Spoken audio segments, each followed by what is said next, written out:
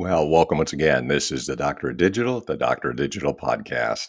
Purpose of the show is to transform your business and life with education and inspiration. I introduce busy business leaders to trends in business, technology, and marketing to highlight people you should know. Are you tired of pouring time and money into social media marketing with little to show for it? In today's digital age, a strong social media presence is crucial for business success. But navigating the ever changing landscape can feel like trying to hit a moving target. What if there was a way to create a predictable marketing system that consistently generates leads and sales, even in industries that seem challenging to promote? My guest has cracked the code on social media marketing, and she's here to share her secrets with you. Meet Hannah Balliet, the dynamo behind Ugly Mug Marketing. In just 4 years, Hannah has led her team to an astounding 340% growth, spearheading over 4,000 social media campaigns. Her expertise isn't just theoretical. Hannah has worked hand in hand with hundreds of small business owners and entrepreneurs, helping them cut through the noise and achieve tangible results in the digital realm. From turning strangers into advocates for nonprofits to making unsexy industries shine on social media platforms, Hannah's strategies have proven effective across diverse sectors. Whether you're struggling to make your content resonate or looking to debunk common social media myths, Hannah's insights promise to revolutionize your approach to digital marketing. Get ready to discover the lead generation strategies your competitors hope you never learn. During this episode, we'll do a deep dive into the changes and hot topics of social media, its biggest challenges and growth. I will leverage the expertise of my guest and how to navigate the unique dynamics of the field. By the end of this episode, you'll be better equipped to know what to do, and I encourage you to contact my guest, Hannah Balliet, the Director of Communication and Teaching at Ugly Mug Marketing. With that, I want to welcome Hannah to the program. How are you doing today, Hannah? I'm doing well, Mick. Thank you so much for having me today. You bet. So I'm looking forward to talking to you, in this really dynamic and exciting field. So could you please tell me, how did you get into this whole game in the first place? What's your story? Yeah, I actually started my career in the nonprofit space, was working on marketing in the nonprofit space, but also doing a lot of event coordination and working with community partners and helping grow a truly grassroots program for a wonderful organization in Grand Rapids, Michigan called Van Andel Institute. Oh, But during my time there, I was really loving leaning into the marketing side and knew that I wanted to continue to grow in that realm. And so I made my transition to Ugly Mug Marketing and essentially was serving as a social media manager at the time. I took over a handful of clients and helped grow and scale the department to the point where I needed to hire another person to nice. help me manage all of those private clients, which was a really wonderful thing. And I have been there now for 7 years, grew and scaled that department, have now just recently, over the past 12 months, passed that torch off to a new department manager for Nice. the social media team, and am now serving as the director of communications and teaching. So, really working still with some private clients on their social media, but really leaning into this whole coaching and consulting side of the business for those folks who might not be in a space to hire someone yet to privately take over all of those marketing roles and responsibilities, right? Right. But more so coaching them and making sure that they have really good foundations so that they can grow and scale their social media presence and ultimately their business to be able to hire that work out to someone else or to add someone really valuable to their team. Okay, I see. So you've been in this sector for a while. So I'm really curious because this is such a dynamic field. What kind of changes have you seen over the last several years in your experience? Oh gosh, so many changes. I laugh because I just had Facebook pop up a memory of 10 years ago when I was actually in my senior year of college and I was addressing the incoming freshmen. They asked me to speak at the kind of freshman orientation. And I was like, wow, I remember, being in college and being in a marketing class, and a professor at that time being like, you guys really need to, be leaning into digital marketing and like learning as much as you can about that, because that's really going to be the next big thing. And I remember not even having a social media class in college. So Yeah. stepping into my first role, I'm like, wow, I learned all that I did, even in the nonprofit space, just on the fly, like having to teach myself, blogging, or having to really lean into running like campaigns at the time, on their Facebook page to try and be really intentional about growing our following. The answer is it's changed drastically. And as someone who specifically spends a lot of time within the Meta suite of Instagram and Facebook and WhatsApp and those tools, that platform in and of itself has changed dramatically over even the last 2 years that I want to really speak to. A couple of the changes that have really impacted the way Sure. that we market and impact a lot of how people who might be marketing their companies for themselves, right? Those solopreneurs that are out there. A couple of changes that have come to that platform is some targeting, some very specific targeting capabilities that were once in place, especially for my friends who are in that nonprofit space. You used to be able to target people who care about specific causes or care about specific organizations. For Mhm. example, you could target people who like pages like Susan G. Komen and American Cancer Society, or who have interests in giving to those types of organizations. Right. That feature has since been removed. And so you have to get a little bit more creative about how you reach those specific folks who care about those causes or those types of organizations. Another really crucial tool for my Right. friends that are in home services in particular, they're wanting to target homeowners that live within certain areas, right? The ability to target people living in a particular zip code or within a particular radius has also been removed. We can now only target people who have recently been in a location. And that Mm. is particularly challenging because we have people that commute, right? Or we have Right. airports in major metropolitan areas. So you could be catching people that are flying through Chicago O'Hare, but live in San Diego, California, or that live in Philadelphia, right? That has become a challenge for those folks as well. More importantly, those folks in those industries who are trying to reach just a cold audience, right? To even just run a brand awareness campaign and to try and get in front of new faces. And so we have to be really creative when it comes to building out some custom audiences and ensuring Okay. that we're reaching the right people. Those are just two of the many changes. I haven't even leaned into the way that the platform itself looks when you log into Ads Manager. Buttons are in different places, or it just looks different, or they've cut down the way that we even view the different objectives that we might be running our ads for. So there have been a plethora of changes, but those two in particular are some of the bigger ones that I think have made an impact on the way that we market, even for our clients over the last couple of years. Got it. So you have two major changes, but I'm also curious because this is such a dynamic field.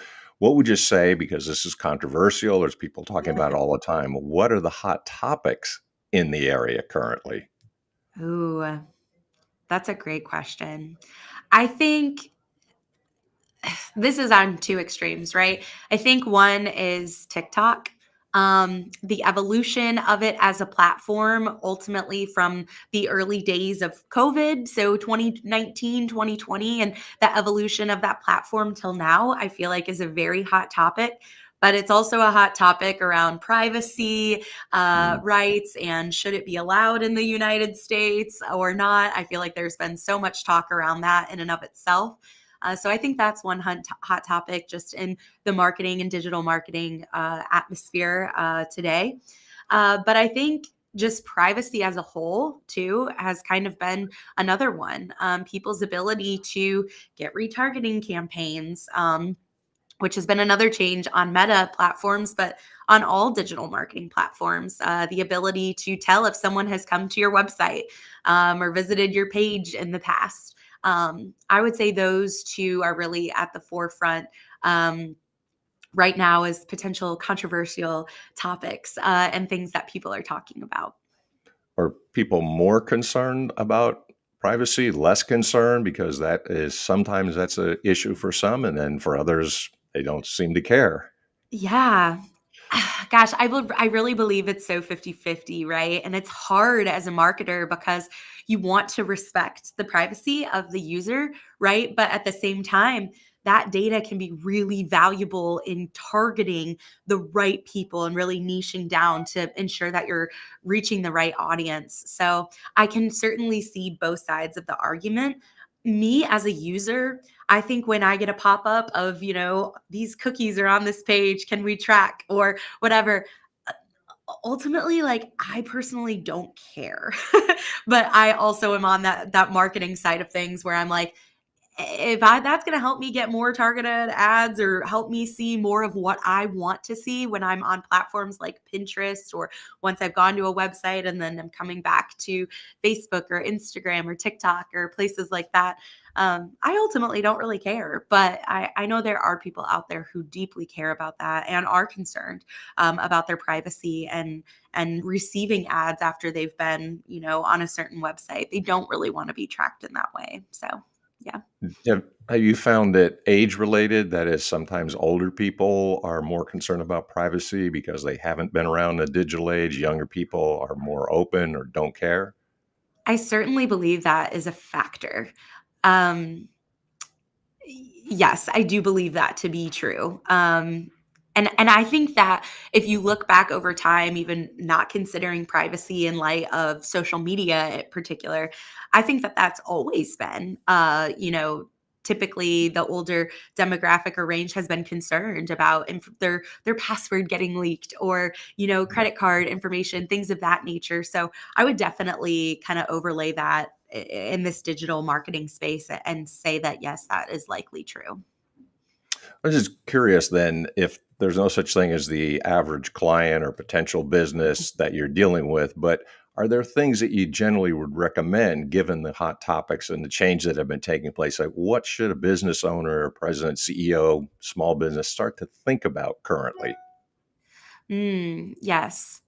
I think that leads are an actual contact information for the people who are interacting with you on any of your digital marketing platforms is really important. Um, Especially in light of privacy and information transfer of information, right? We don't own our Facebook pages, we don't own our Instagram Mm, accounts, and at any given moment, Facebook, Instagram, TikTok, at any given moment, they could say, "Hey, you're actually violating, these privacy mm, policies," or "We believe you're misusing, information," or sure. your website is wrongfully collecting information, right? For any reason. And I want to stick around those just given our previous kind of conversation up until this point. But they could say for any reason that ultimately you're not complying, and they could take down any one of these platforms. And so then if your eggs are all in these baskets of Mm, TikTok or of Instagram or Facebook, and those are the only ways that you're communicating with your current customers or with your prospective customers. If those are gone tomorrow, what do you have? And so ultimately, I have helped a lot of solopreneurs, but also a lot of million to even billion-dollar corporations say, how do we build a strategy that ultimately helps us get information and get people off of these platforms and onto our email list or onto our text messaging list willingly, right? We're not just like wrongfully taking their information, but rightfully asking them to opt in so that we have another method of communication with them and can continue to nurture that relationship with them and ultimately convert them into a customer outside of social media, right? We okay. need to have a good marketing mix, and we need to have ways to communicate with them on social, but also at times via email or text message, but also maybe with some other traditional platforms as well. It might be a billboard, right? It might be an ad Mm. in a local newspaper. It could be radio advertising as well. We want to make sure we have a good mix to reach the right people, but ultimately, still collecting that information from social so that we can continue to nurture that relationship. So to back up just a little bit, you would probably be trying to capture people from anywhere, cross-channel, anything, billboards or what have you, but in order to get Yeah. them and that information with their permission on your own and under your own control. Yes. Yes, exactly. Yeah, so I mean, that's the kind of thing that people see, and you kind of avoid the privacy issue because the person that you get an capture and suing them if they are having what you want. And just like you said, when they're actually getting the things that you want and showing you the products that you look, well, then it's a service for you. So that seems like a fair exchange. Yeah, absolutely. And getting those people onto the list, like they're not just going to willy-nilly opt in for something that they don't actually care about or aren't interested in, right? So we want to make sure that the way that we're crafting our messaging around that opt-in too, is being truthful in what they're going to receive when they opt in, but also that whatever it is that we're sharing with them or trying to entice them to opt in with, is something that they are truly interested in and something that could truly be of service to them. So we want to be really intentional about that messaging as well. So you made some recommendations. I'm curious for a person listening, what sort of immediate tips can you give them? That is some takeaways and some actionable tips. What should I be doing right now, for example? Yeah, absolutely. So some ways that we can actually get those people, that are those website visitors, that we don't know their names. We might know where they're located, if we're looking at our Google analytics, but we don't have their names or their information. A really great way to try and capture that is by having some sort of opt-in form on your website. So Mm, whether that's to join your email list, some sort of incentive for them, maybe it's an exclusive offer that by opting in to your email list, they are then mm, emailed that discount code or access to something specific or specific product or service within your business. It can yep. be in the form of a pop up or it can be its own landing page. Those can be really great ways to get someone's information so that, again, continue to nurture that relationship via email, maybe, or via text messages as well. Another way outside of that, maybe if you already have that in place on your website, might be to take it a step further and run a Facebook lead generation campaign. This is Okay. something that we have found very fruitful for a variety of businesses and have built a full strategy and 10-step process around. And I'll give you an example of someone who was really crushing it on Facebook. They had 13,000 followers. They were Mm, a cupcake and coffee shop located in Louisiana. And we were like, wow, look at all of these organic followers. Look, you guys have been in business for 10 years. This is amazing. You've cultivated this wonderful relationship with 13,000 people who are following and, in some way, shape, or form interacting with your content. But how big is your email list? And when we asked them that question, they said, oh, we have about 250 people on our email list. And we were mm, like, what? That crushed us, right? Because we knew that ultimately those 13,000 people that have liked and followed them over the course of the years of their business weren't on their email list, so weren't regularly getting updates. And mm, ultimately, that those people, they didn't own those people's information. They weren't cultivating that additional touch point with those people on right. their Facebook page. And so we created a Facebook lead generation campaign and we only targeted those 13,000 people who Got liked it. their page. And we said, hey, Little Cakes with Big Attitude fans. That's the name of the cupcake shop. We said, hey, Little Cakes with Big Attitude fans. We know that you're a fan of us and we would love to invite you to join our email list. When you join our email list, you're going to get a coupon for 10% off your next purchase when you come through the drive through or when you visit the shop. You're also going to get a free cupcake on your birthday. So enter your birthday information and we'll send you an email and text message for a free cupcake on your birthday. And then you're also going to get exclusive information about our weekly cupcake flavors and our monthly cupcake flavors and early access to Valentine's orders, which Valentine's Day is a huge, huge day for them. And so we wanted to give them that opportunity as well. And when we're presenting that offer to these people, we know that this is already a warm audience who already knows and likes them, maybe already even trusts them, and that they've already become a customer of Little Cakes with Big Attitude. And so we're being very strategic. We're not just placing that ad out to anyone and asking them to join the email list, because the reality is people might not know them and they might not have not been to the store before, right? So we're being really intentional by targeting the people who already like the page. But we're also being really intentional by saying, hey, these are probably already existing customers, of this 13,000 list.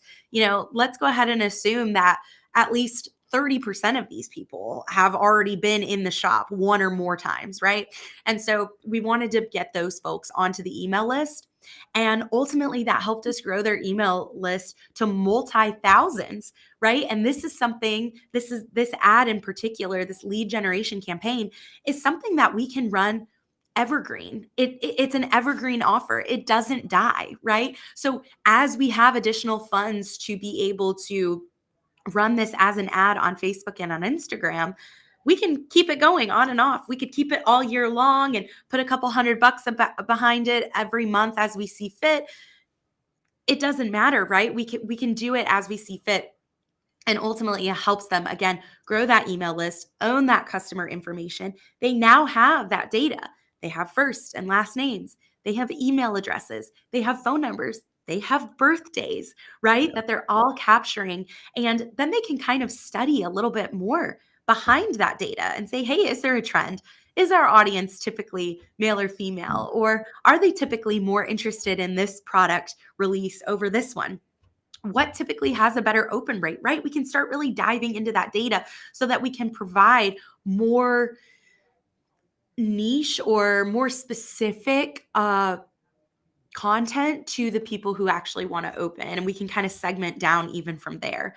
That's getting a little bit into the weeds, but that can be another really great way to collect that Sure. customer information and ensure that you can continue building that relationship with them.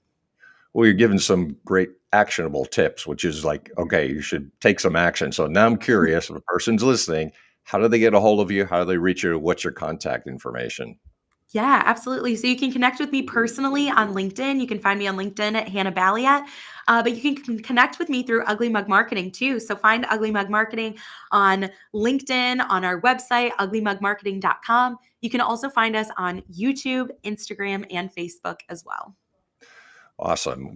Hannah, thank you very much. Very insightful, giving us really the hot topics, the changes, actionable tips. What more can a person ask for? But I appreciate your time. Thanks for spending some time today and taking some time out for your schedule. I really appreciate it. Yeah, thank you so much for having me. This was wonderful. All right. Thank you so much. If you want to keep these things coming, make sure that you like, subscribe, positively review, and share the Dr. Digital podcast with everyone you know. I want to thank the supporters of the program. That is the publishers of both Burning America and that is also On Track, Ian Hunter. So, those supporters, I appreciate all the things that they have done. If you want to know more about my background, please find me on Facebook. It's simple and it's easy. I help business leaders, CEOs, and entrepreneurs break through their obscurity with oral and written presentations, building credibility and authority. That is Mastering Presentation Secrets on Facebook. Until next time, this is the Dr.